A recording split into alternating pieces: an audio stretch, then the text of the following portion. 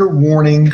You are now watching Wrestle AM, coming to you live courtesy of Kocosports.com. Of course, I am the sexiest man on all of Internet Wrestling Radio. That's right, boom, boom, here's Shaking the Room, live from the RVA, Richmond, Virginia. And of course, join me there, way across the pond, over there in southern England, the man who thinks he's accomplished something by getting me to watch TNA, talking about none other than LK. What's up, buddy? I have accomplished something because you have watched TNA 2 weeks in a row. So like, instead of come on, please just review it with me. Come on, you have to watch it. See, wasn't it great? Wasn't it swell? And I'm like, it was. You're like, oh, see, I got him to watch it. Okay, I watched it. All right, so yay. So initial. Did you enjoy Instant Infantry, win, loss, tie, thoughts, comments, queries in the comments? We'll get to them live as you always do once we finish breaking down the actual show. But Booms, what do you give it? I give it it's like a weak tie, maybe strong loss, but I'll be generous because I've been completely out of it for I can start measuring it in years now. I'll give tonight's show I'll give it a weak tie. I'm speechless. A strong loss dash a weak tie. Bloody hell! I thought you would have enjoyed this episode. I mean, there were some. But there were some parts that I enjoyed, but it was just like a damn train wreck for 2 hours. I mean, there were very few matches. There were a lot of flashbacks. There was a lot of goofy stuff in between, and just some nitpicky stuff that I'm just like, this isn't all that great. I mean, it wasn't god awful. I mean, God knows this is not the worst thing I've ever seen. But I'm just like, it's okay. It's like I could have skipped this and been just fine. Yeah, this is the build-up towards next week's Genesis Impact. It's a special episode of Impact. So it's a Genesis episode. And then the week after that, it's the Open Fight Night. So this was all about setting up those shows. I think they did an okay job of setting them up. I give it a tie as well. I was only a bit shocked with the strong loss. That was all, but it was a tie. It's strolling along, moving along nicely. So Impact Wrestling from the 19th of January 2017 from the fucking disgraceful place of Universal Studios in Orlando, Florida, where none of those fuckers paid. None of them wanted to be there. They were there because they saw it on the screen that there is wrestling on. Anyway, we started off with a race for the case, which featured Matt Hardy, Jeff Hardy, Andrew Everett, Mahoru Shira, Crazy Steve, Jesse Goddard, Eli Drake, Tyrus, Eddie Kingston, Bram, and Mike Bennett. And this is what a race for the case match is, just where there's 4 briefcases on a pole, each containing a different number. All winners of the briefcase will claim that number. And whoever worded this, by the way, was so bad. When I did live results for Kocosports.net, because when there's live weekly shows, I'm always going to do the live results. And when I did it, if you remember Feast of Fire from back in the day with TNA. Yeah, I do remember that. I thought that was a dumb concept because it's like, hey, guys, let's put all our top guys in one match and let's have one of them get fired. That was awful. But, so they got that out of the way. At least that's out of the way. So from what I could tell, it was, whilst watching this live, whoever grabbed the briefcase, they won that specific championship match. But that wasn't the case. This was poorly worded because later on in the show, it was revealed that you won a number. Okay, well, now I may not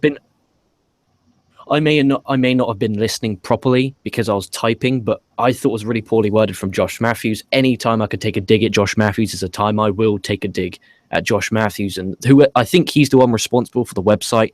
Kocosports.net website is better than ImpactWrestling.com, and that's a fact. So basically, the reason why they have the numbers. Number 1 means that's literally how I felt. Number 1 means that you have the first pick for a stipulation or a championship match in 2 weeks' time at Open Fight Night. So the higher you are, the more likely you are to get a world championship match, etc., etc. Anyway, so the winners of the briefcase. So Eli Drake retrieved the red briefcase. Trevor Lee captured the blue briefcase and dives onto everyone on the outside. Bram hits a spiked pile driver on Crazy Steve. Too many pile drivers on this show.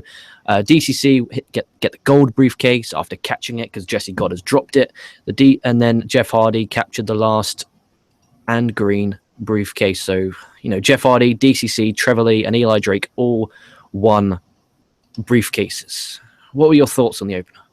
Oh, the opener. No, it was actually okay. I'm glad that they redid the feast or fired format, and they just changed it to the race to the case, and you could get that. And there was a reason to really. I usually don't like items on polls matches, but there was a reason. But I like the fact that they had 4 cases, and you get one. Okay, you're in. And now, if you have you were saying, if you have a higher number, the more likely you are to. I mean, what do you get if you get like number 4? I mean, are you like You're the the fourth? last pick, aren't you? You're the last pick. Does that mean that's the 4th pick? I mean, you're the last person to pick for a championship match, so you're probably going to be wrestling for something like the equivalent of like the TV title. Yeah, pretty much, and the stipulation. So, just for example, say that aspect, I like that. So say Jeff Hardy and Trevor Lee both are marks for the ladder match. Because Jeff Hardy's number was higher, Jeff Hardy will pick the ladder match before Andrew Everett. It was poorly worded. That wasn't their fault. They've never done this before. I'll give them the benefit of the doubt. Next year, it better be better. Then we go to Drew Galloway backstage segment. He talks about how the company has changed for the better, apart from the Impact Grand Championship, because the belt was designed with Galloway in mind. So without him, the belt doesn't even count. He also says he wants to make the Impact Grand Championship the #1 championship in the world. And I think Galloway's really good at promos like that. What were your thoughts on the Galloway promo? Well, I like Galloway's. I like Galloway. I like him out of WWE. I think since he's been out of WWE, his career has absolutely taken off. So I did like the promo. I was not familiar with the Grand Championship. And I was like, well, what is that? And I found out later in the night. And I've got some complaints about that, but I'll do that a little bit later in the show. But Galloway is a performer, absolutely phenomenal. Like him, when he's not anywhere near WWE, he's amazing. So, way to go.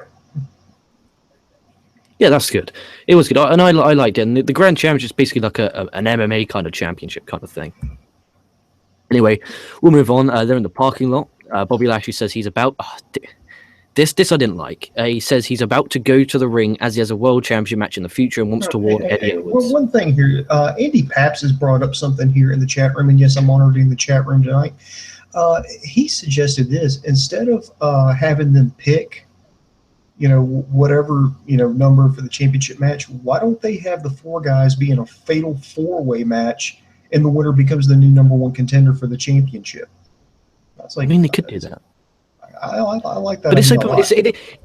It is open fight night, and that means we're guaranteed 4 title matches.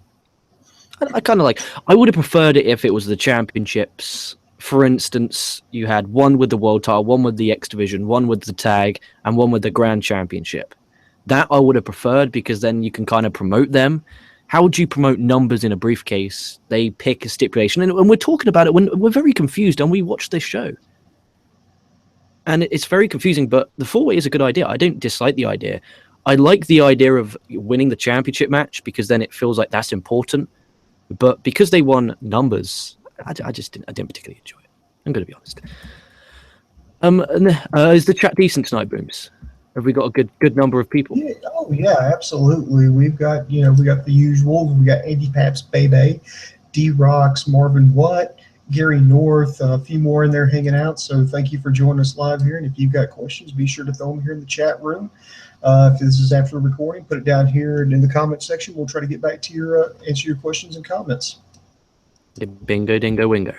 Then we had the #1 contender for the World Championship, Bobby Lashley. He came out to the ring.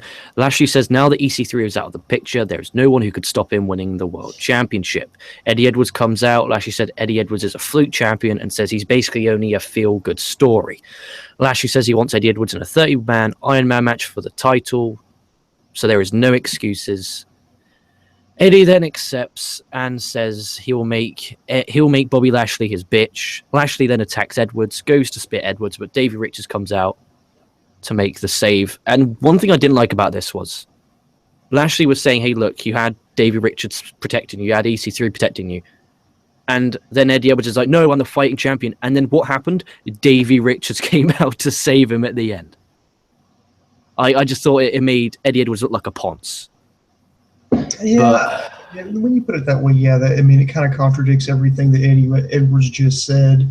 I think what they're doing is I guess anybody could see this coming from a while away, that Davey Richards is going to turn on Eddie Edwards, and I think he's going to do it next week. Lashley's going to be your new champion, and then Edwards is immediately going to go into a feud with Davey Richards. Because when I saw Davey, when he held the chair like that, I thought, okay, is he going to swing for him? Is he going to swing for him? But obviously they're going to leave it to the title, and that's probably what's going to cost Eddie Edwards the championship. At least they're promoting next week. It was a decent build for the title match next week, so we'll give them that. And then we went on to a backstage segment with Maria. She's on the phone with Braxton Sutter, tells him to find her in the arena. Brooke is then walking past. Maria stops her, and basically Maria insults her. Brooke then gets in her face and says, "Stay away from me, stay out of my business, and let me do my thing." So that's probably going to be the next program for Maria after this Ali business is all done and dusted. So probably going to get a Brooke versus Maria feud that everyone's going to love, I guess. I don't particularly like Maria.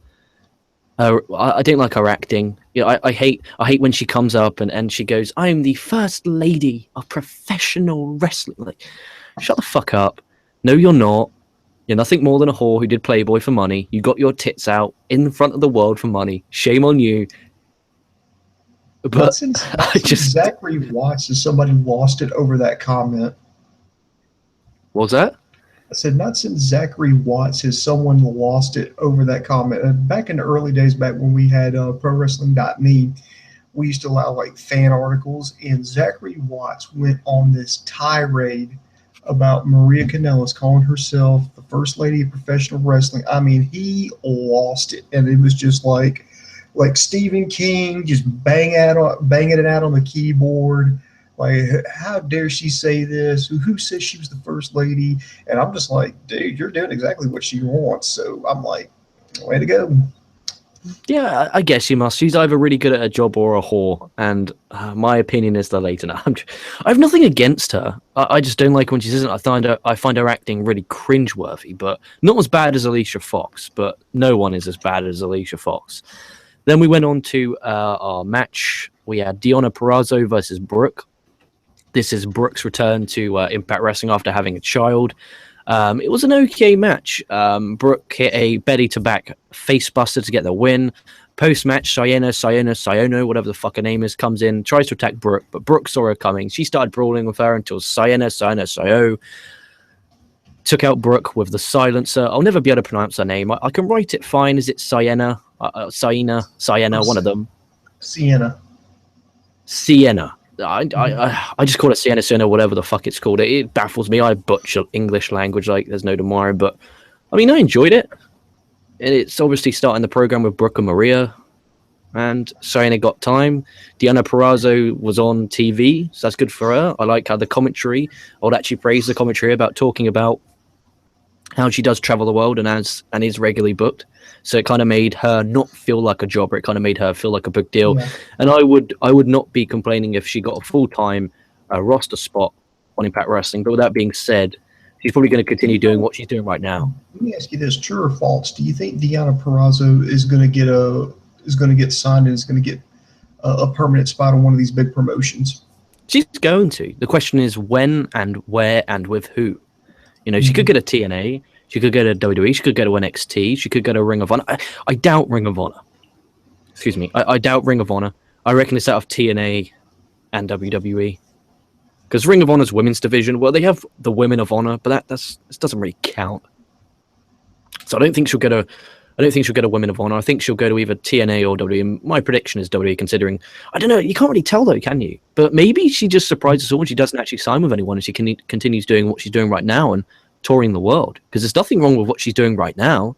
She's getting TV time. She's getting exposure. Nothing wrong with what she's doing right now. And I think she's an incredible talent. Agreed. Then we went to backstage with Maria again. This time she's actually talking face-to-face with Braxton Sutter about how Ali works for her and she's her assistant. Sutter then says Ali is an amazing human being and being around people like Maria just makes him feel sick. Maria then tells Sutter to stop training Ali, whispers in his ear something, and tells him to find Lauren Van Scher, LVS. So I like the whispering. It's kind of like, oh, what does she whisper? That's an interesting little touch. So at least it's, again, giving you a hook, trying to make you stay on the channel, not turn over. And then What did you think about that? Was it just meh? No, it was okay. I mean, I enjoyed it. I mean, it was just kind of cheesy, kind of soap opera like, especially with the whisper. I mean, I didn't hate it. I was just like, it's just kind of cheesy, but oh well. Excuse me. Then we went to the Fact of Life talk show hosted by Eli Drake and Tyrus. God. This was God, this was I just fucking loved this.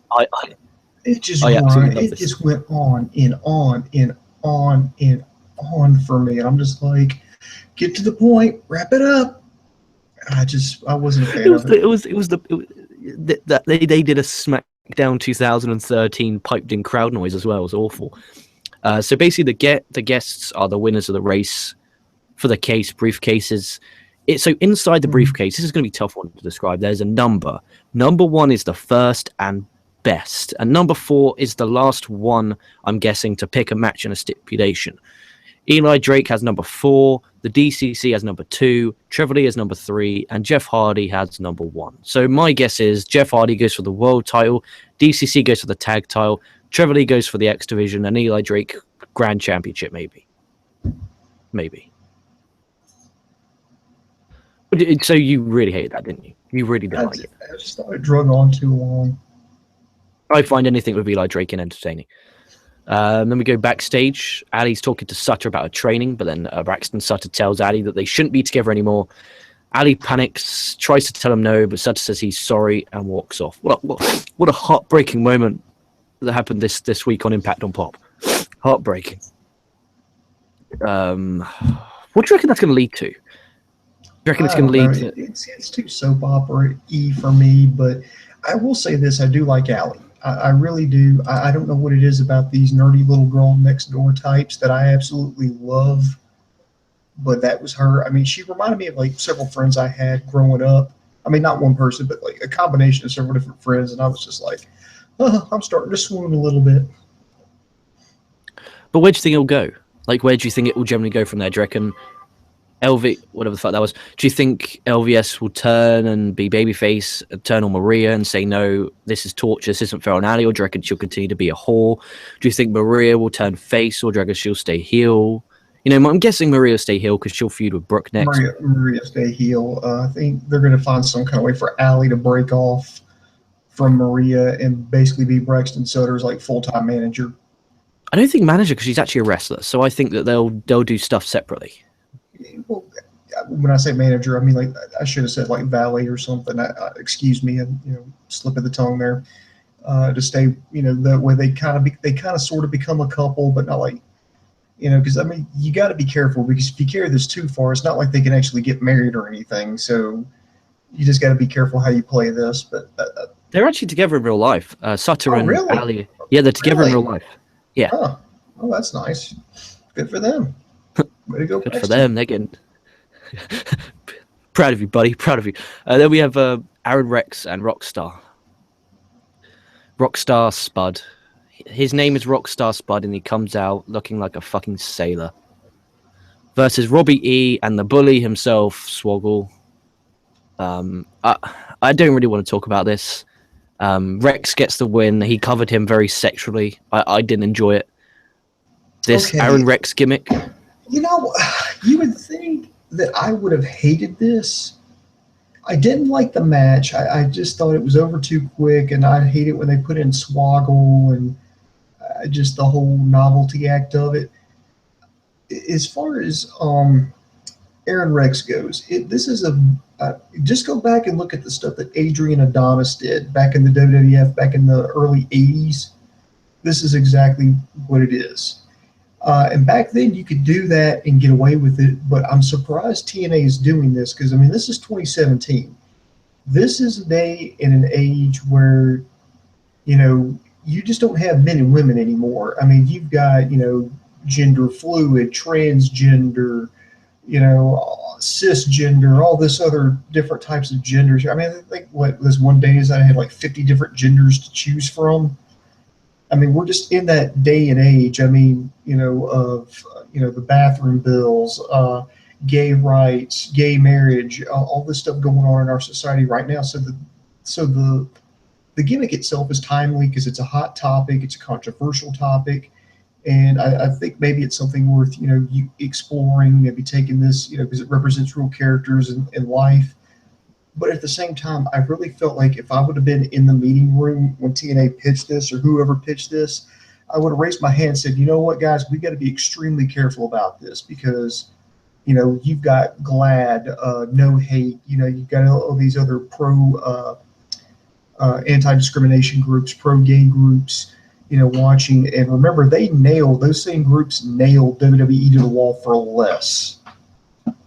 So I would feel like they're treading on a tightrope, and I felt like in 2017 to basically have a guy, just one day he's Aaron Ricks, the next day, okay, he puts on eyeshadow, he puts on lipstick, talks in a very feminine voice, puts on a fur coat, has all these gaudy rings, and has Spud come out in a very flamboyant outfit, and the performer is not actually a homosexual. I really felt like you're treading on some dangerous ground here because you're looking at, because it's, some of these other, I guess, activist groups saw this. I feel like they would complain and they would launch like a full-scale boycott of TNA. And right now, Impact does not need that negative publicity. I can see that. I just didn't enjoy it. I don't get the appeal in it. It doesn't make me go, oh, this is going to be good. Like, imagine it, right? This is because it's a different age. This is a different era. It's not even that. Oh yeah, well, it's not even that. Ago, it's just 30 years ago. Yeah, you could kind of poke fun at gay. I mean, not in a malicious way, but you could kind of poke fun at gays and get away with it. 2017, that fucking boat don't float. Exactly, and it's like even now, like even now, me and you, we have to be careful of what we say when we talk about it.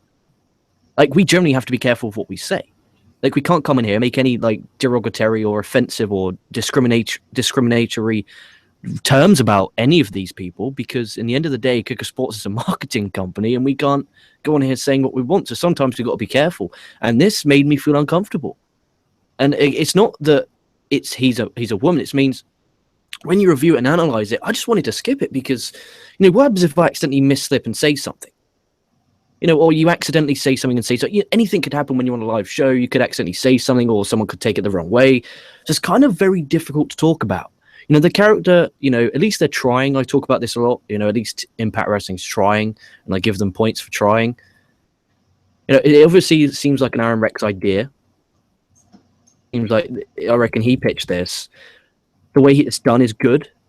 I think I didn't enjoy Robbie E insulting him, and I think that's got to be looked at and a bit more careful. When Robbie E came out and started insulting him, that was a bit dodgy. But and the way he covered to get the win, it's like, okay. And bless them for trying. And you know what? Maybe they just wanted people to get talking about it. I mean, maybe that's all they want. Yeah, I do like the idea of the character because, it's different. Nobody else is doing that gimmick right now. So it makes him stand out.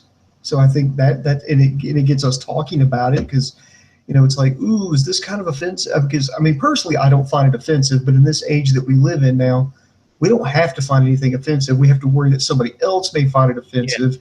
So, and this is the problem. This is what I hate about, okay, this is me getting on my soapbox for like 30 seconds here. This is the thing I can't fucking stand about society today is that people aren't offended by things. They think that other people may be offended by something, so they preemptively act offended by it, and they raise all holy hell about it because they want to come off to the people that are getting offended. Hey, I find this offensive too. Don't look at me. Look over at them. Don't be targeting me.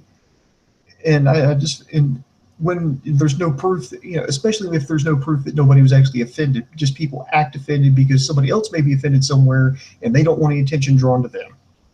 It's 2017, isn't it? If this was this, it's just crazy times, and they've accomplished the goal. We've talked about it now for a few minutes, and that's probably what they really wanted, is people talking about them. So. Exactly, and props, and I think it was Andy Paps who believes that Aaron Ricks actually pitched that idea to creative. So, all he did was went back and look at Adrian Adonis back in the WWF back in the 80s. Adrian Street did it before him. Rico did it in the Attitude Era. Orlando Jordan. Yeah, Orlando Jordan in TNA. Yeah, he did the bisexual gimmick, which he is in real life. But that's just. I mean, so this in itself is nothing new. It's just a new guy playing this different role, or it's almost like a stock role, almost like a cliche role. It's just the gender bender gimmick. Yeah, and I think it would be a lot more different if this was the first time we saw Aaron Rex. Like he wasn't Sandow in W. This was his first mainstream appearance. You'd be like, okay, that's his character, but because we've seen him as Damien Sandow and then Aaron Rex in TNA, it's just a bit like, okay, where does this come from? I think that's more of the issue. It's like, oh, okay, if it's not about the character itself, about who playing it. But with that being said, he does play it well. And props him for trying. And then we had our main event, where we had lots of video packages, Yeah, I didn't like hyping the. that. I did not like all the video That was too much. packages. I agree with you. There was too many. The Impact Grand Championship. So the rules of this is there's 3 3-minute rounds. You can win by pinfall, submission, or judges' decision. Round one was very, very, nick and tuck. They were very even. Drew Galloway won that round by judge's decision. He hit a pile driver for a 2 count, which I can picture you being a big fan of. Round two got underway. Galloway hit a Death Valley driver onto the apron. Moose hit a powerbomb onto the apron. Moose misses a moonsault off the second rope, which was really nice. And Galloway applies the Iron Maiden, but Moose survived till the end of the second round. Moose won second round, which I thought was disgraceful. Like he did not were the people watching? Like there was no way Moose. Anyway, round 3 begins, very even again. Galloway goes for a clothesline off the top. Moose hit a mid-air dropkick, which was really nice. Galloway hits a Moose with a low blow. Referee stops the time, makes the judges deduct a point from Galloway. But when the match restarts, Galloway hits the running claymore to get the win and become the new Impact Grand Champion. So the show ends with Drew Galloway celebrating with the Impact Championship on his arms to close the show. So a decent episode of Impact Wrestling. Not a good to great, like out of the past few months, minus the video packages ones from the Hardys. I think this was probably one of the worst ones it's been in a while. But I know it's setting up for next week. I know it's because usually like the show going into like a pay-per-view or special event is not very good. Yeah, they protect everybody. So they just kind of they're trying to promote this pay-per-view or whatever special event. I mean, well, it's really not much pay-per-views anymore, but you know what I mean. And so I think TNA kind of fell victim to that too. But at least, even though tonight's wasn't that good, it did its job of building Genesis next week. And I'm actually quite excited for Genesis next week. I think it's going to be a good event. I'm actually kind of excited. I'm interested to see what they do with Lashley and Eddie Edwards. Do you have any live comments? I've pretty much been answering them all here. I will say with the main event, like with the Grand Championship, I like the match. Had it been an actual wrestling match, I think I would have liked it more. I just don't like it when pro wrestling tries to do MMA or MMA light is what it came off as. I really just didn't like that format. The match itself I had no problem with. The way it was done I had no problem with. The ending I had no problem with. It was just the whole break it up into 3-3-minute rounds. The judges, and plus Moose looked like an idiot because, yeah, he takes a low blow.